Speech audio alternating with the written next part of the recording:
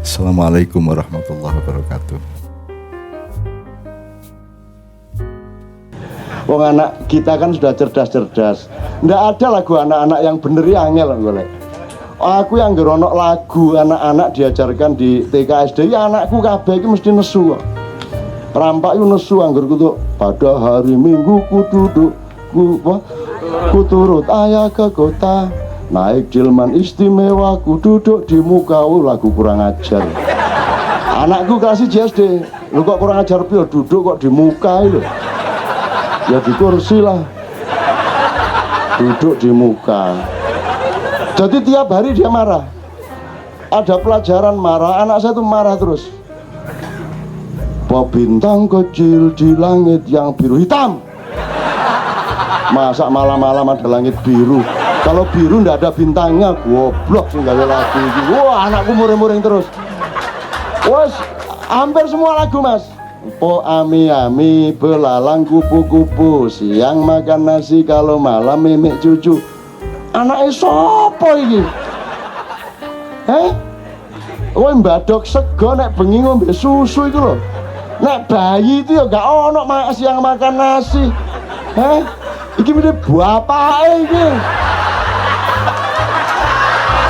Ya, semua lagu. Iki lagu salah kabeh ini ya. Kok lagu salah kabeh anakku iki ngeluh, aku ngeluh wis. Anakku nerori terus, anak saya itu protes terus. Pulang ayo belajar. Pokoknya datang sekolah langsung menata besok pelajarannya apa, PR-nya dikerjakan, sekarang belajar yang besok dipelajari. Dia belajar tapi sambil marah-marah. Baca gini dibaca keras-keras. Ini ya iyalah. Gini ya iya mesti aja. Ini ya tahulah. Gini. Emang nggak gitu ya mesti aja gitu. Jadi setiap kalimat tuh digituin, ya mesti aja. Gini aja kok jadi pelajaran. Mate aku, aduh ya Allah anakku. Saya protes bahasa Inggris itu asal-usulnya nomor 2 dari Erik, tapi sebenarnya dari anak saya yang kelas 1 SMP. Dia sudah belajar bahasa Korea. Bagi dia lebih rasional bahasa Korea daripada bahasa Inggris. Terus dia sekarang belajar bahasa Turki. Karena dia terus kritis sama bahasa Inggris. Dia perfect bahasa Inggrisnya, sudah TOEFL tinggi lah, sudah menurut Sabrang lah ya. Itu sudah bahasa Inggris sangat bagus.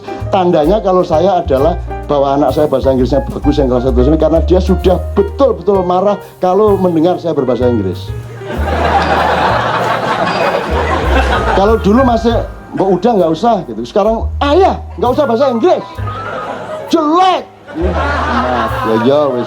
Jadi sekarang saya betul-betul tidak punya kepercayaan diri untuk berbicara bahasa Inggris di depan anak saya. Mangkel aku gobol. Welek. Wes, anak saya kelas 1 SMP. Sudah bagus bahasanya dan saya betul-betul dilarang. Kemarin tuh saya masih coba sekali-sekali sak kata dua kata. Please gitu kan. Ayah, nggak usah bahasa Inggris, jelek. Waduh, ya. Bisa kamu cara Jawa karaku, ya jangan cara Jawa aku ya raiso deh ngomong ini. Nah, gitu teman sekalian. Jadi memang bukan kita tidak punya riwayat menurut saya, tapi cara berpikir kita ketika mengidentifikasi dongeng-dongeng atau juga menentukan pahlawan-pahlawan kan banyak keliru deh. Sekarang jangankan yang di Ponegoro sama Bung Tomo, pahlawan kita hari ini aja keliru-keliru kita. Sekarang Anda tuh nggak jelas kok Bung Karno itu pahlawan apa bukan? Bung Karno itu baik apa buruk? Raceto. Pak Harto? Ayo. Nggak jelas toh? Nggak jelas. Kita pandangan kita mengenai tokoh-tokoh yang sekarang itu nggak jelas kok. Nggak jelas. Mana Orba, mana reformis saja nggak jelas Pak. Dulu saya bikin komite reformasi untuk embrio MPRS karena Soeharto turun, Habibie turun, MPR bubar, DPR bubar, kita bikin komite reformasi 45 orang dari Gus Dur sampai tokoh reformis yang lain. Dari 45 orang itu ada 3 orang Orba yang karena kita ini akselerasi dan transformasi, kita tidak boleh seperti kudeta, maka tetap ada 3 orang Orba yang kita libatkan, yaitu Soeharto, Wiranto, Akbar Tanjung. gitu kan? Jadi ditolak Komite Reformasi ini gagal pada tanggal 20 Mei 1998, ditolak terutama oleh Pak Amin Rais karena ada 3 orang Orba. Kalau dalam cara berpikir saya, lo nanti tinggal voting yang 3 kan kalah lewat 42, kok repot sih, mek telu lo. Padune rawani depan karo Pak Harto kok gitu kan. Akhirnya gagal, akhirnya Habibie turun, nggak jadi reformasi toh, Habibie naik kok. Lo reformasi kok presidennya mudun, wakil presidennya munggah, lah padha ae iku. Kudu reformasi kurang matul iku jenenge. Gitu loh. Nah terus gagal. Kemudian beberapa saat kemudian Wiranto Akbar Tanjung ikut jenenge di Golkar itu konvensi untuk jadi presiden tuh loh. Lo jare Orla dulu ditolak, sekarang mau diangkat jadi presiden. Racetoy. Jadi sekarang pun tidak jelas mas ukuran-ukurannya. Ya sudah, mau bagaimana kita tidak jelas kok. Maka di KC ini harus jelas. Anda tidak bisa main musik jazz kalau tidak bisa main musik konvensional dulu. Betul enggak? Yang konvensi ngerti dulu, do re mi fa sol ngerti dulu, Arab baku ngerti dulu, Jawa baku ngerti dulu, ini dulu ngerti, baru jazz. Iki reformasi ngejazz mencolot, tiba-tiba jazz. Bahkan Republik Indonesia tiba-tiba jazz. Akhirnya ya jazz jos. Kan begitu teman sekalian. Oke, jadi menurut saya mudah-mudahan ada pembenahan. Suatu hari ada pembenahan. Kan sudah ada kritisisme terhadap pahlawan-pahlawan kita. Misalnya Arupalaka pahlawan apa mengkhianat? Ada yang ingat enggak? Selama ini dalam buku sejarah Arupalaka itu pahlawan apa mengkhianat? Pengkhianat. Sebenarnya pahlawan itu mengkhianat, tergantung cara melihatnya. Arupalaka itu bangsanya dijajah oleh Sultan Hasanuddin. Dia bertentangan sama Hasanuddin. Terus dia dibantu Belanda melawan Hasanuddin. Waktu itu belum ada Republik Indonesia, yang ada masyarakat Mandar, dijajah oleh Goa. Kan begitu? Betul enggak? Pahlawan bukan Arupalaka. Bahwa sama Belanda lah, sakarpe dia dibantu siapa aja, belum ada Indonesia. Waktu itu justru yang sekarang kita hafal-hafalkan waktu itu penjajah. Jadi semua tidak mesti. Menurut saya KC ini di samping kalau ada waktu memang kita coba lakukan pembenahan dan refreshing berpikir yang benar mengenai pahlawan. Kalau kita universalkan aja lah, sudahlah pokoknya mulai hari ini kita benar berpikirnya. Dah itu sudah lumayan. Jadi orang Sunda nggak usah benci sama orang Jawa. Di Jombang nanti saya usulkan dibikin ada jalan Siliwangi deh. Jalan Sopo. Jadi jalan Gajah Mata, jalan Mojopahit ya dibikin di Bandung apa di mana gitu loh. Di Surabaya sudah ada kok jalan Siliwangi kok, enggak ada masalah kok. Orang Sunda masa marah terus sama orang Jawa sampai akhirat kan enggak lucu. Hanya karena Gajah Mada melanggar aturan Mojopahit sendiri, mencegat rombongan Prabu Siliwangi di jalan, sehingga terjadi perang bubat. Saya sudah bilang sama teman-teman di Bandung waktu acara Todang, itu Gajah Mada waktu mau mencegat pasukannya Prabu Siliwangi tidak SMS saya dulu. Kalau dia SMS saya kan bisa saya kasih pertimbangan. Dia nggak bilang-bilang. Sama dengan para yang tertangkap. Dulu waktu kamu punya proyek dan ambil, kamu udah ngajak saya. Setelah tertangkap kamu rame-rame ke rumah saya. Saya nggak akan sebut namanya, tapi sudah berduyun-duyun ini. Gitu loh, aku ngono kok niku rek nyolong gak kondo-kondo. Saiki ketangkep kon njaluk tolong aku. Aku kok ciapes aku iki. Bagian petua iki biyen iku.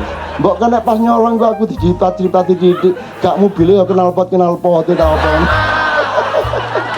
Sekarang hidupmu ini mau apa? Kamu mau Ciko apa mau Hondo? Ciko itu artinya makan soto, enggak uduk aja, enggak rawon aja, itu pertimbangan Ciko. Kalau hidupmu hanya Ciko seperti itu, kamu tidak akan jadi apa-apa. Tapi kalau kamu ingin menjadi tonggak sejarah, kamu menjadi trigger dari perubahan-perubahan yang mendasar, kamu harus punya pertimbangan Hondo. Hondo itu mati atau hidup. Itu loh, mati atau hidup, sekarang atau tidak sama sekali, dengan segala resikonya. Kalau kamu berani hondo, maka saya punya tanggung jawab untuk ikut melindungi kamu dari peracunan minuman dan makanan, perlindungan di rumahmu, perlindungan semua saudara-saudaramu. Saya akan ikut kerahkan keamanan untuk, dan saya akan investigasi siapa aja terorisnya, akan saya cari dan sedang saya cari siapa yang menteror kamu. Gitu loh, saya akan ikut bertanggung jawab terhadap, asal kamu mau menjadi trigger sejarah, kamu buka yang kamu tahu itu. Bertahap, taktis, strategis. Gitu. Sementara KPK-nya juga kita dorong-dorong terus. Gitu loh. Nah, teman-teman sekalian, gini ini kan masih dalam medan perang kan, tidak mungkin saya hanya ngomong prinsipnya, tidak mungkin saya ngomong detail-detailnya, tapi ngerti maksud saya ya. Apa hondo, apa jiko, kuwi mbu aku pokoknya ngerti ini gawe kata-kata ngono iku. Salahmu dhewe kon percaya ini jiko, jane ya aku ya mek gawe dhewe sak eling-elingku. Itu bahasa ya salahmu dhewe. Angkon niku didik kapusan tak hapusi kon. Wah, Ciko lek biasanya arek ecek-ecek ciki-ciki ta. Ciki-ciki tak gawe Ciko. Wah, terus hondo iku lak rada abot hondo. Jane ya gawe dhewe ngarang-ngarang dhewe ngono kok repot. Aku kapusan kok gampang-gampang dihapusi. Ada bank syariat kamu pikir Islam. Ya salahmu dhewe. Terus kamu menuntut, wah ini kok Islam kok gini? Kok ini apanya gini mudharabah apa gini. Lah itu kan bahasa Arab, bukan bahasa Islam. Salahmu sendiri, bang, itu bukan bank Islam kok. Kalau bank Islam itu namanya bank syariat Islam atau bank Islam. Itu kan bank syariat. Syariat itu artinya aturan. Aturannya maling ya iso. Aturannya penipu ya iso. Lo kok ruwet kamu? Salah-salahmu dewe.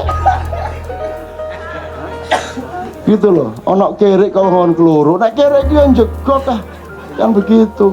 Jadi Anda jangan gampang tertipu. Nah, sekarang ini kan kata-kata menipu semua. Semua kata dipakai untuk menipu, asal sudah bikin sekolah al apa itu mesti. Wah payu iki al ono ale. Al opo apa. Hati-hati kamu sama al itu. Sekarang agama sedang sangat laris. Gitu loh. Umroh itu ruwet. Harus manasik dulu. Bayang no wangele umroh iku kudu praktek sik, gawe Ka'bah diubengi sik. Lah yang mekare mubeng iki lho. Kadek latihan nih lah. Enggak perlu ndonga, enggak perlu apa. Emang apa doanya? Itu cuman sedikit lah halo Bandung gampangannya. Cuman labbaik Allahumma labbaik. Cuman itu tok kok. Labbaik la syarika lak labbaik mengunut tok, itu tok. Selebihnya kamu itu sakarepmu Gusti. Ampun teman-teman pokoke hukum kula. Ya Allah, mosok kula mboten rabi-rabi. Ya Allah, gak masalah. Terus Rahman Rahim sampean niku. Kayak orang Madura lah. Begitu dagangannya gak payu ngene sore-sore. Jare Rahman Rahim sampean niku. Mosok gak payu-payu daganganku sampai sore ngene iki. Endi buktine Rahman Rahim iki? Ngomong tok ae sampean. Aku semua.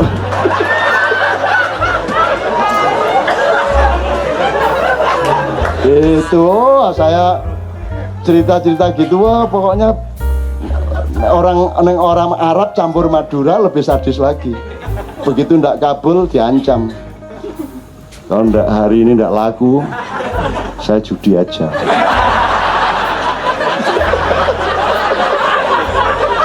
Gusti Allah gopo kabeh brel dipayakno brel.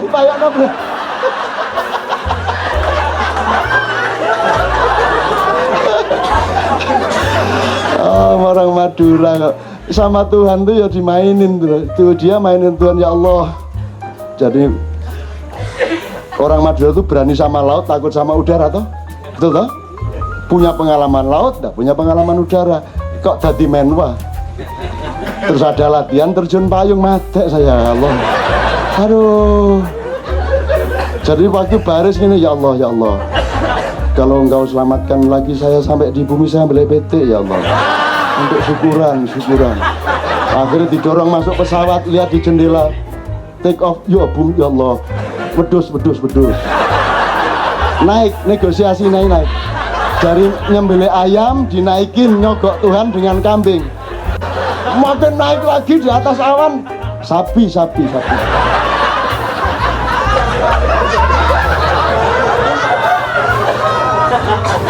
Udah, baris, pasukan.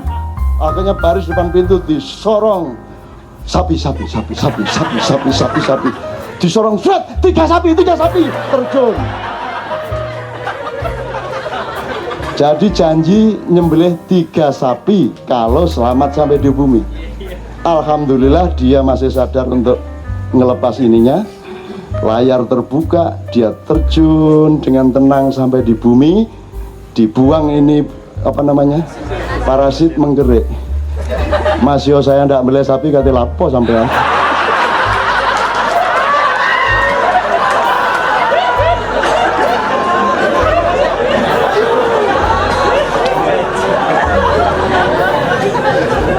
Masya Allah sampai hamanya bertengkar soal sapi.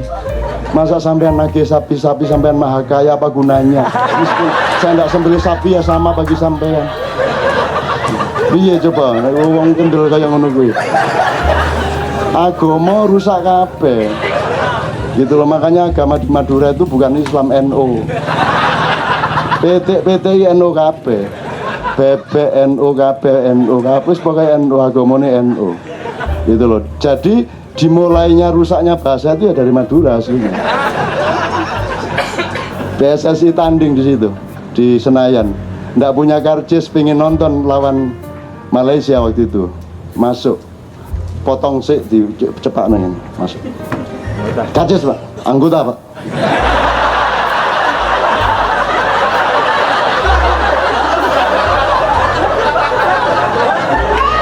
Masuk pintu kedua, karcis anggota. Bentar, anggota apa?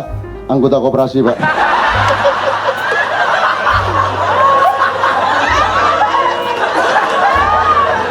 Sing salah kan penjaganya toh, ngomong anggota diasosiasikan ke anggota TNI. Ya salahmu dewe, aku cuma ngomong anggota kok.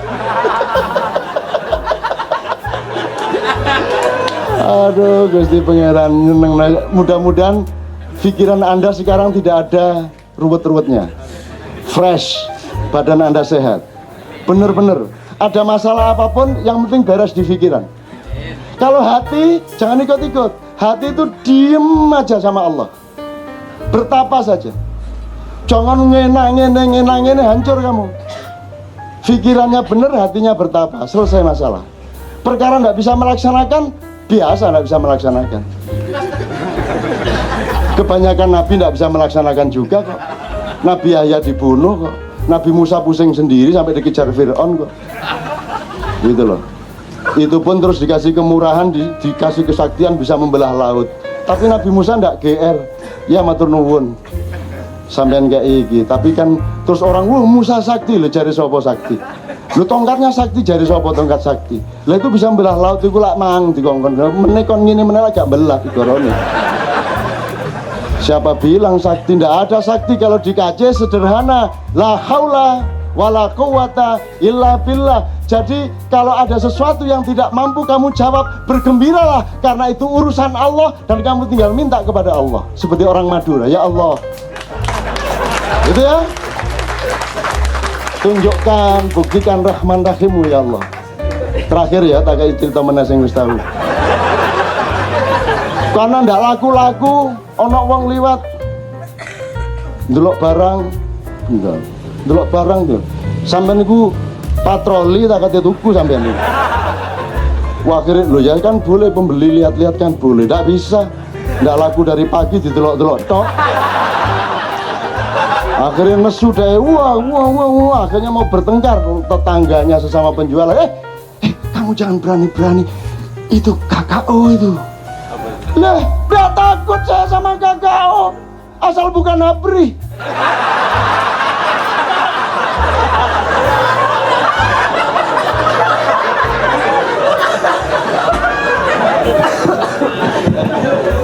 Oke, belum tentu yang pakai peci itu santri, belum tentu yang pakai apa namanya jin itu bukan santri. Kalau Anda tahu ya, korik-korik di Iran, di Mesir, di Syria, Turki itu justru hampir setiap korik itu pakaiannya pakaian biasa kayak gini nih, nggak ada yang pakai peci, nggak ada yang pakai serban.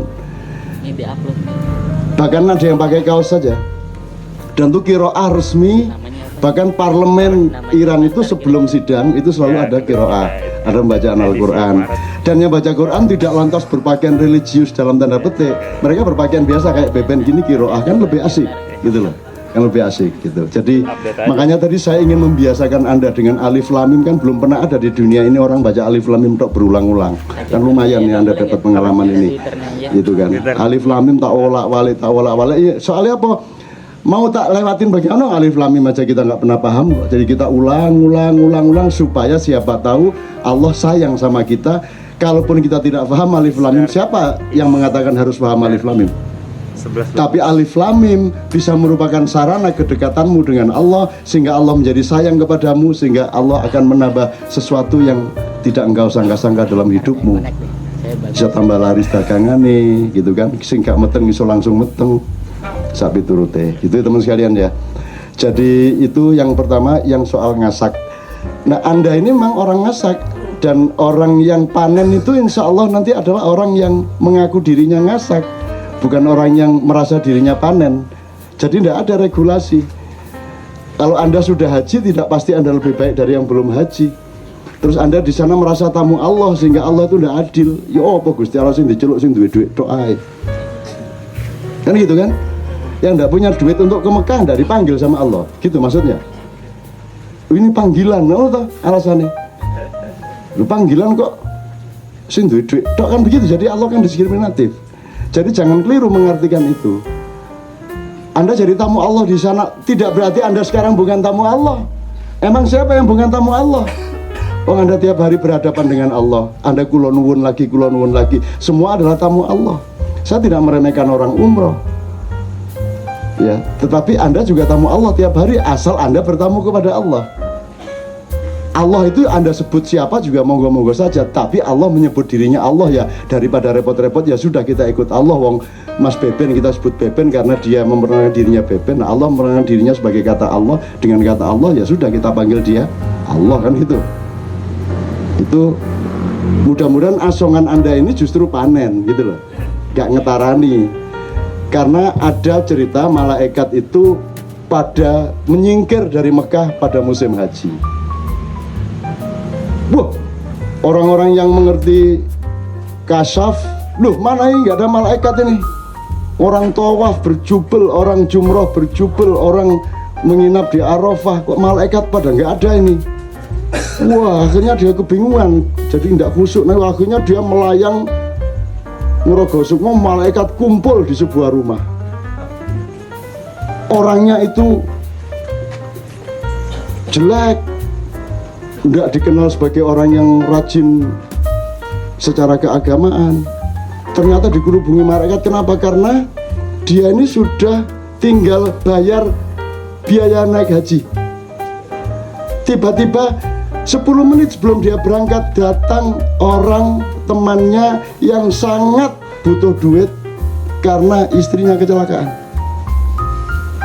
Dan duit istrinya kecelakaan harus di rumah sakit, harus operasi segala macam, biaya sangat mahal.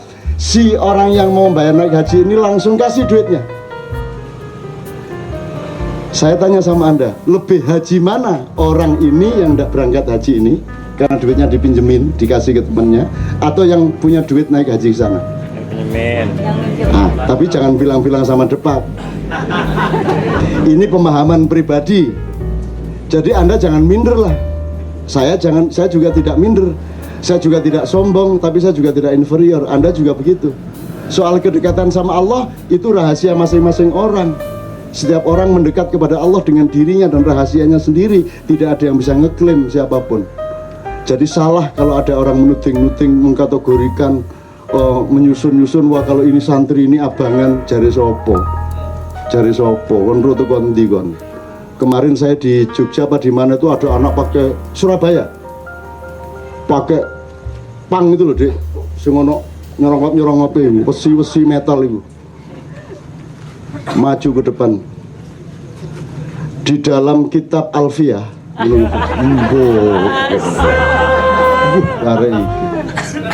terus dia cerita macam-macam yang seolah-olah dia seorang syekh besar. Padahal potongan arek metal. Jadi nggak bisa Anda. Apalagi kalau Anda ingin kesucian, Anda ingin kesejatian. Kalau nanti dalam dunia thariqat, kesejatian itu, kemurnian dan keikhlasan itu dilambangkan, dipantulkan oleh kaca sangat bening yang namanya Khidir alaihissalam. Ada seorang santri bilang sama Pak Kiai, saya ingin ketemu Khidir. Oh senang, ke pantai aja kamu wiritan di pantai mulai tengah malam sampai subuh, insya Allah kamu nanti ketemulah. Kalau belum semalam ini ya besok malam, lusa malam, kamu sabar aja. 3 malam berturut-turut dia di pantai itu ndak ono sopo-sopo Mas. Me ono yuyu melaku, terus gak ada apa-apa. Malam ketiga subuh-subuh itu ada anak muda pakai motor di depan dia itu. Mesu asu bajingan, aku pengen kepeduk Nabi Khidir malah ketemu rek gendeng kayak gini ya. Terus akhirnya dia putus asa pulang. Pak Yai gimana, saya sudah 3 malam ini tidak ketemu, malah ada anak muda ngawur knalpot dibuka beng apa namanya dublek kuping gue mergo Kiai. Terus dari Pak Yai ini lah iku mang Khidir. Lu Khidir kok numpak motor. Lah kon soalnya gak seneng karo arek numpak motor. Kon gak seneng karo arek kurang ajar. Maka Khidir mewujudkan diri menjadi orang yang kamu tidak sukai. Jadi bebaskan dirimu dari kebiasaan tidak menyukai ini, tidak menyukai itu. Carilah ilmu dan rahasia dari semua yang tidak kamu sukai. Maka engkau akan menemukan kesejatiannya. Kan gitu.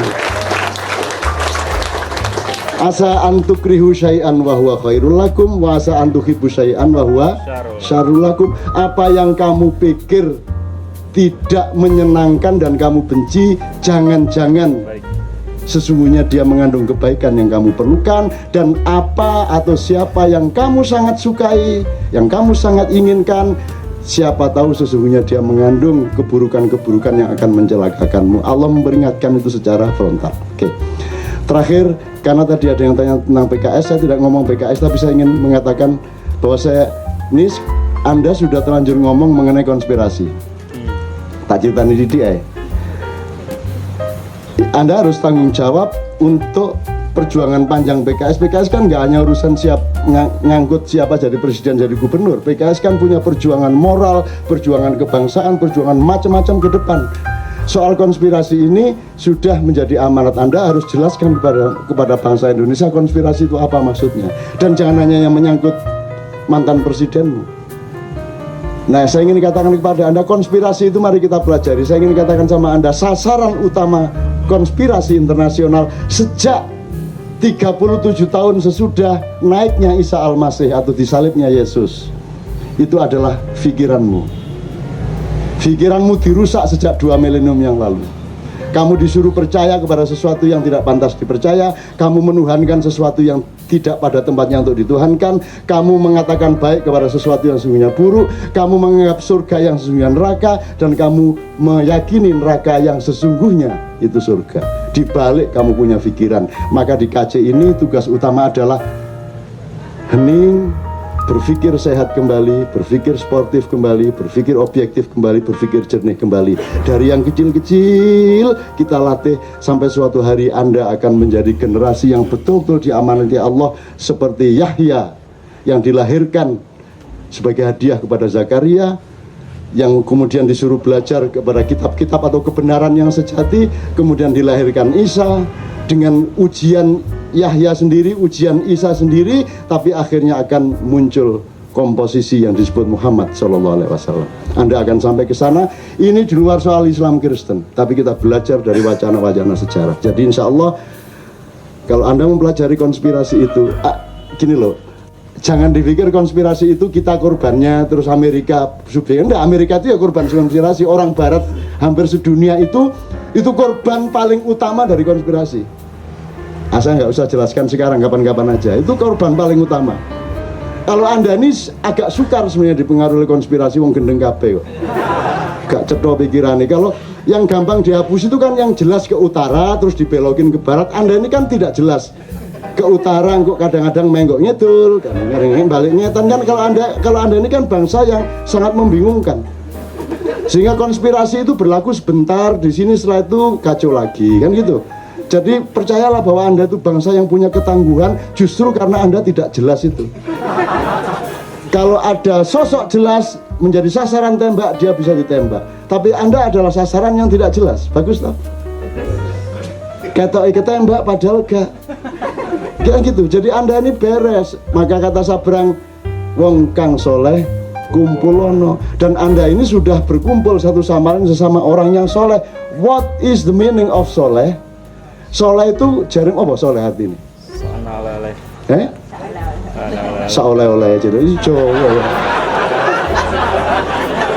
Senang tolak-tolak. Oke, boleh ya saya jelasin sekalian ya untuk jadi ilmu bersama. Dalam Al-Quran ada 5 macam kebaikan.